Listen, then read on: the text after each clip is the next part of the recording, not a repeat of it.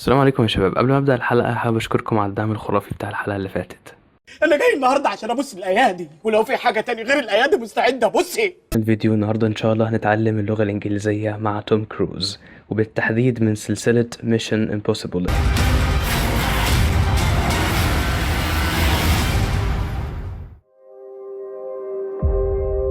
Your mission, should you choose to accept it, I wonder, did you ever choose? The end you always feared is coming.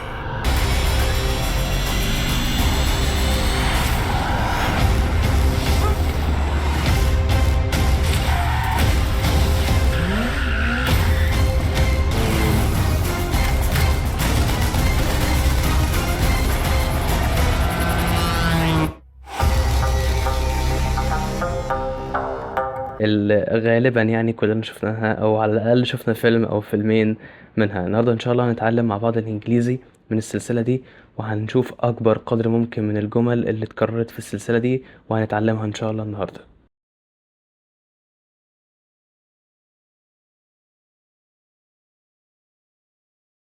Hit us below the belt.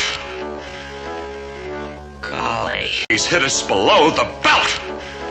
Golly. He's hit us below the belt. It's below the belt.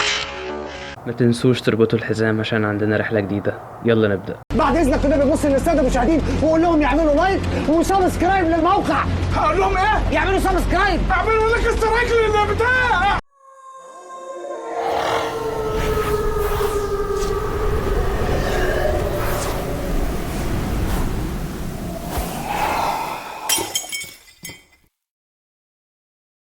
وأول جملة معانا يا شباب هي My mission is to recover the plutonium، يعني مهمتي إن أنا أرجع البلوتونيوم اللي اتسرق. بس ثانية واحدة، كلمة recover هنا في السياق ده معناها أسترجع أو أرجع الحاجة اللي اتسرقت أو ضاعت.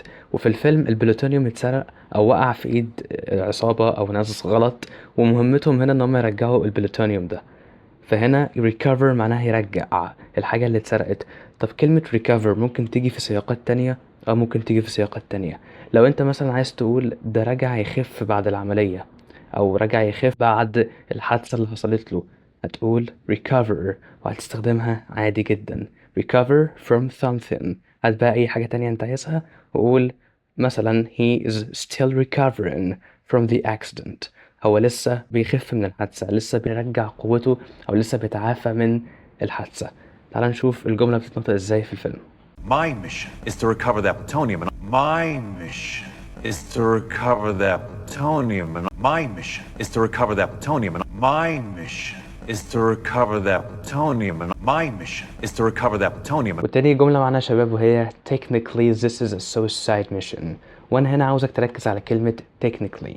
technically معناها من الناحية الفنية أو من الناحية التقنية، والجملة دي اتقالت هنا عشان تعبر عن مدى خطورة المهمة، توضح قد ايه المهمة ديت خطيرة، مش مجرد صعبة، لا دي خطيرة جدا، دي مهمة انتحارية. technically this is a suicide mission، يعني من الناحية التقنية المهمة دي خطيرة جدا، من الناحية الفنية المهمة دي خطيرة جدا. تعال نشوف الجملة بتتنطق ازاي في الفيلم. Technically, this is a suicide mission. Technically, this is a suicide mission. Technically, this is a suicide mission. Technically, this is a suicide mission. Technically, this is a suicide mission. تاني جملة معانا يا شباب وهي This mission is terminated. terminated أو terminated لو أنت حابب تنطقها بالبريتش. الأول عايزك تركز في كلمة terminated. الكلمة ديت معناها اتقفلت، اتلغت. المهمة دي اتلغت، المهمة دي اتقفلت، المهمة دي انتهت.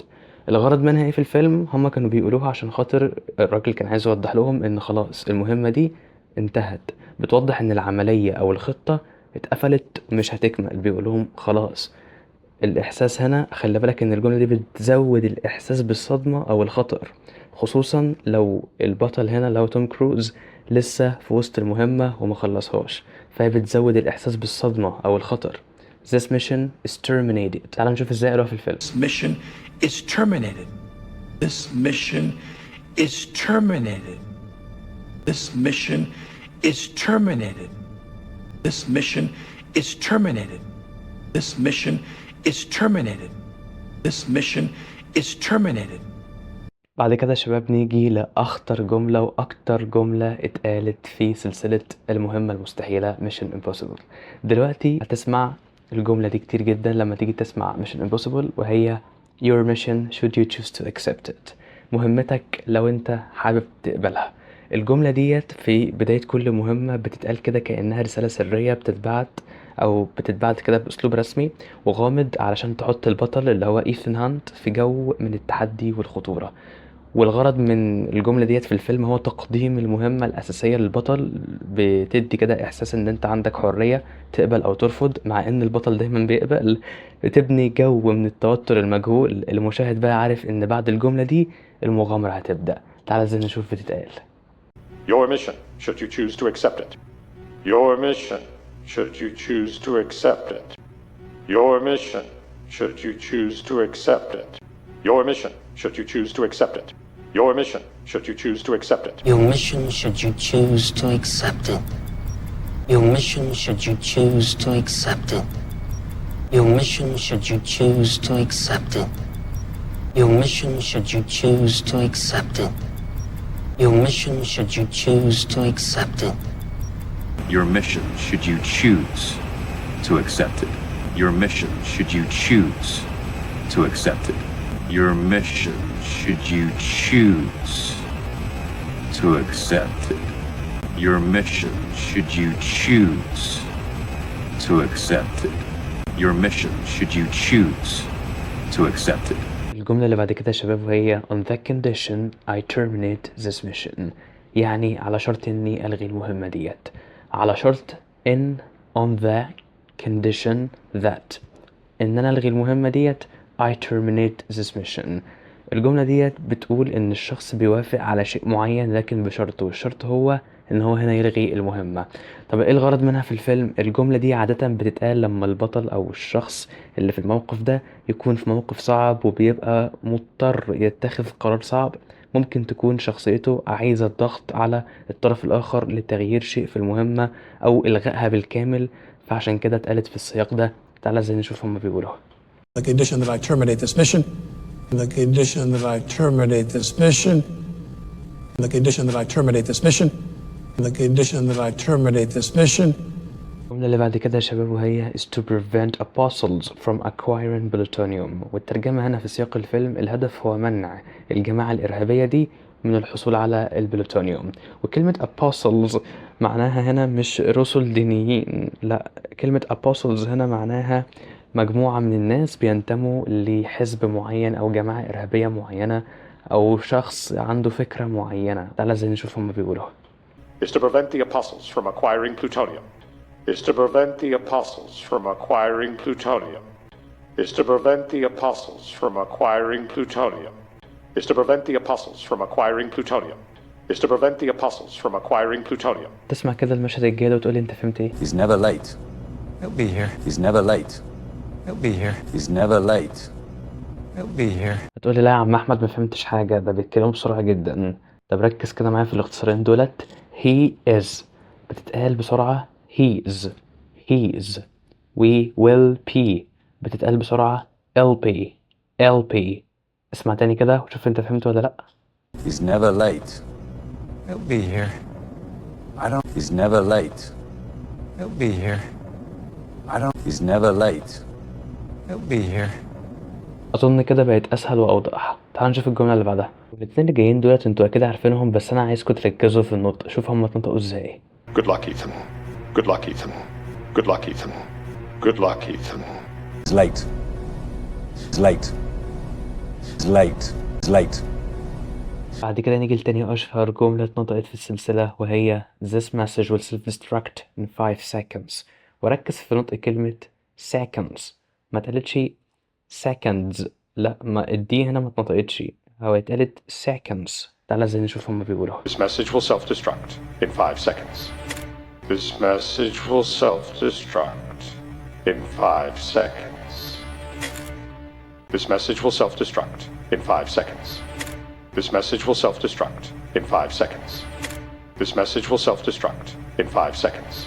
دي كده يا شباب تالت أشهر جملة، وهي if you or any members of your IMF team are caught or killed. يعني لو انت يا عم إيثن أو أي حد من فريق ال Impossible Mission Force IMF اتمسكتم أو حصل لكم أي حاجة، احنا ملناش دعوة. وخلي بالك هنا caught معناها تم القبض عليكم، بس جت بشكل باسف شوية. تعال نشوف اتقالت ازاي في الفيلم. You or any members of your IMF team are caught or killed. If you or any members of your IMF team are caught or killed. If you or any members of your IMF team are caught or killed. If you or any members of your IMF team are caught or killed. If you or any members of your IMF team are caught or killed. عارف انت لما تبقى شغال وحد مستعجلك على حاجة فتقول له يا عم انا شغال عليها اهوت I'm working on it I'm working on it. تعالى زي شفت توم كروز قالها I'm working on it. Oh, he's working on it. I'm working on it. Oh, he's working on it. I'm working on it. Oh, he's working on it. I'm working on it. Oh, he's working on it. I'm working on it. Oh, he's working on it. Central Intelligence Agency CIA، وكالة المخابرات الأمريكية، بنسمعها كتير جدا في كل الأفلام. تعالى زي نشوف اتقالت في فيلم Mission Impossible. The White Widow was working with the CIA. The White Widow was working with the CIA. The White Widow was working with the CIA. The White Widow was working with the CIA.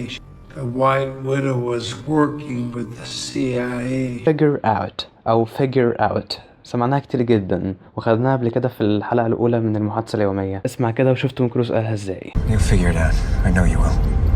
You figure it out. I know you will. You figure it out. I know you will. You figure it out. I know you will. You figure it out. I know you will. المقطع اللي جاي ده توم كروز كان بيتعاتب عشان هو في الفيلم ضيع كرات البلوتونيوم، والراجل هنا كان بيعاتبه وبيقول له and you lost them. اللي انا عايز اقوله لك ان كلمة and لما الاجانب بيجي ينطقوها بسرعة مش بيقولوها كلها، بينطقوا بس حرف ال N فيها. تعالى ازاي نشوف اتقالت.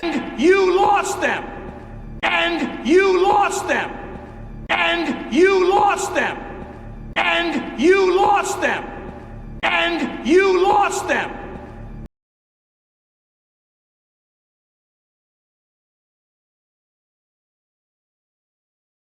When we say it's done. When we say it's done. When we say it's done. When we say it's done.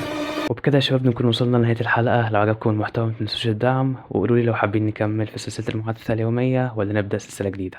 سلام.